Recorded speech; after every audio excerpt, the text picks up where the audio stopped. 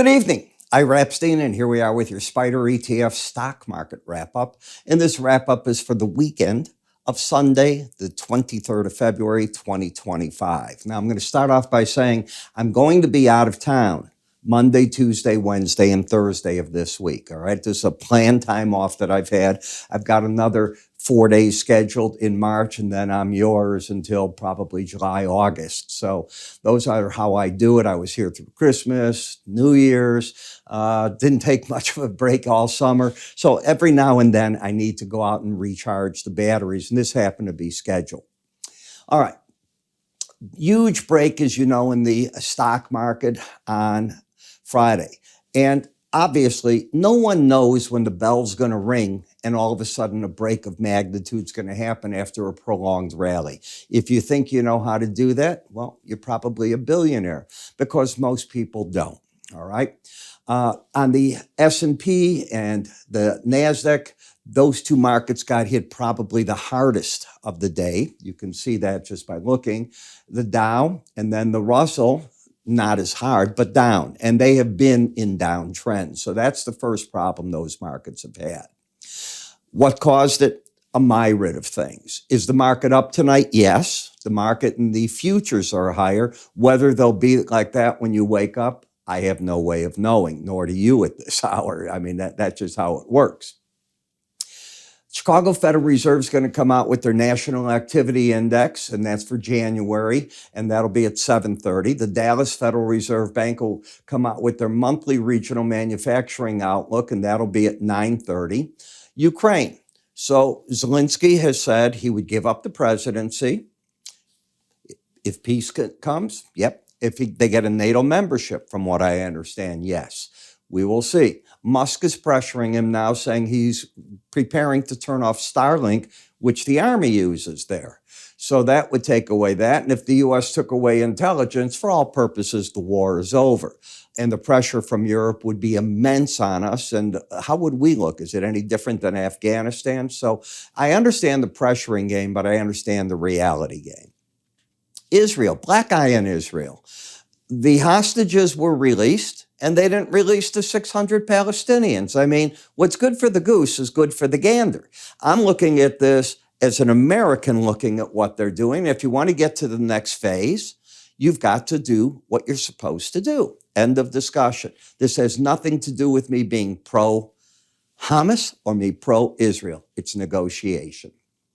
U.S. Musk confusion, massive. So Musk puts out that if you're a federal employee, by tomorrow night, Monday night at midnight, they have to have an email from you stating what you have accomplished in the last 2 weeks.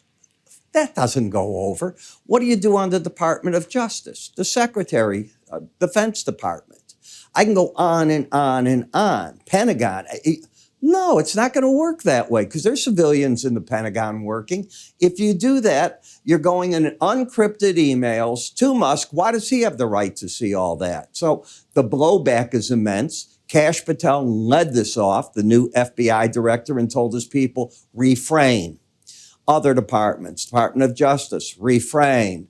Defense departments, refrain. All right. These things are not being thought out. What they're unfortunately doing is they're coming from the leader of a large corporation that has, if you will, an autocracy going, and he's able to do what he wants. Unfortunately, we are a democracy.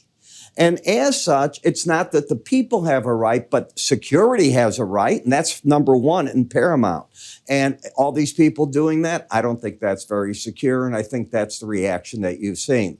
Trump has been absent on all this, and at the end of the day, everything, again, comes up to Trump, and we will see what he ends up doing. Tomorrow you have Macron flying in and speaking to the president about Ukraine. Then right after that, the UK prime minister the next day, he's coming in. So there's a lot of world pressure coming in. And of course, everything that Trump does over the weekend is still pro-Russia. His statement, well, if we can get that done, American businesses, if we can get a deal done, they can reopen there.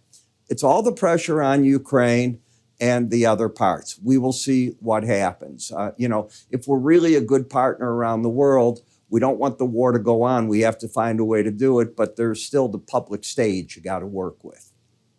Okay, so let's take a look, if we could, at some charts. First, Palo Alto Networks. Look at the huge break that you had this week. You're down 4.5%. So the market's getting its pullback, but the trend is still up. You have higher lows, higher highs. Until you take out 180.12, I say the bulls are still in control, and they'll probably try to support the market at the 189.04 area. The resistance is where you saw it. The upper Bollinger Band again stopped the rally, throwing it back into the support area. Momentum-wise, you're getting away from pointing up, and you're now flattening out. But I don't see anything yet bearish on that chart. Dutch Brothers, the one thing I teach you is you don't buy over Bollinger Bands. You can generally come in better. If it loses its weekly embedded reading, and when it opens, the odds are it's going to lose it. But that's Monday. You don't know it stays lost until Friday when I get back. I could look for the market to trade under the lower Bollinger Band this week. Netflix, still embedded.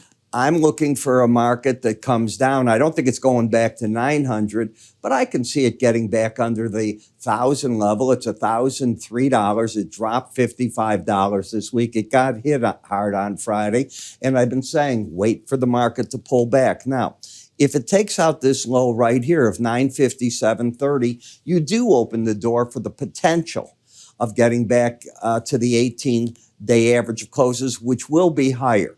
Right now, on a weekly basis, it's going up about $13 a week. Just take a look. That's 17. This last one was 13 or so. And we'll see. That could carry the market up towards the 900 level is what I'm thinking. In MCHI, you're over the upper Bollinger Bands, moved out to the upside. Everything in China internet is moving because that's where the government is throwing its resources again. The government is saying, hey, Alibaba, hey, Baidu, hey, everybody that was in hiding, come on back. You're now welcome. Do all this. We need your AI. We need you to do your other things. That's how we're going to grow as an economy. And it's going that way. That's the reason. Home Depot, people scared right now. It's still not spring, so the buying hasn't begun. You could be going to the 380 level, and if you're really cracked, the 350 is a possibility ultimately. Uber, to me, overbought, hits the upper band. I can make an argument why it should pull back. You do know that Tesla has refused to, at this point, join with Uber for Lyft riding, not Lyft, but for autonomous rides. It wants to open its own app. Bad move, in my opinion. Why not take the guys that are out there? You can still do your own. But when the cars come going, I wouldn't be surprised an Uber get some business out of that. Same with Lyft. It wouldn't make sense. Hey, at the end of the day, you just want people to ride in those cars. That's your business. KRE, look at how the regional bank ETF's getting hit. If this market follows through, 57.77, I should say, to 57.01, which is the 200-day average and the lower Bollinger Band, both very much in play if banks get hit right now. XLI, the industrial sector, back in a downtrend.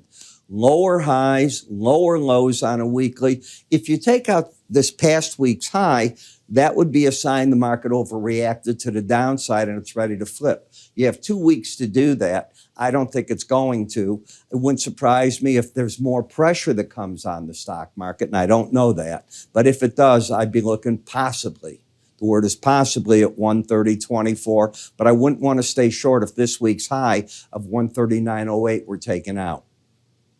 In XLE, you have the trend. What? There is no trend. You've got lower highs and higher lows. That is not a trend.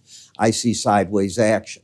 In the dollar, you know I've written a report on the dollar. You want to take a look. It goes off tomorrow, the website. So definitely go to iraepstein.com.